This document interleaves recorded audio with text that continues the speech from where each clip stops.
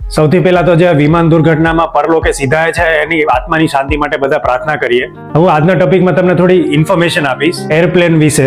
દુનિયામાં છે ને બે જ મોટી કંપની છે ને એરપ્લેન બનાવે છે. એક છે યુએસ ની બોઈંગ અને એક છે યુરોપની એરબસ. બંને કંપની થઈને છે ને 90% એરોપ્લેન દુનિયાના બનાવે છે. તમે રોલ્સ રોય કંપનીનું નામ તો સાંભળેલું જ હશે. કેટલી મોંઘી કાર બનાવે છે, પણ આ કંપનીનો મેઇન બિઝનેસ છે વિમાનના એન્જિન બનાવવાનો.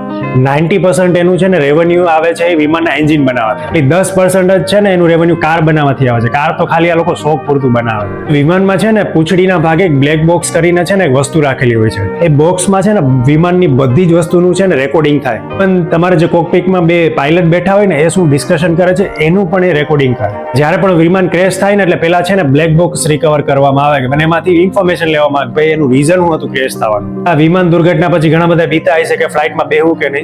એક ફેક્ટ બતાવી દઉં, વિમાન છે ને સૌથી સેફેસ્ટ વે છે ટ્રાવેલ કરવા માટે. આવી જે દુર્ઘટના થઈ ને એ કરોડમાં એક વાર થાય. જ્યારે તમારે કારની એક્સિડન્ટ થાય ને 5000 એક વાર થાય. એમાં તો કેવું છે કે તમે હરખા ચલાવતા હોય તો આજુબાજુ વાળા ઠોકી જાય. એક એન્જિન હોય છે ને એ 52000 કિલો 52 ટન છે ને એક ઉડાડી શકે. તમારું વિમાનમાં છે ને બે એન્જિન હોય, એક એન્જિન ખરાબ થાય તો તમે એક એન્જિન ઉપર આરામથી ગમે ત્યાં ઉડી શકે.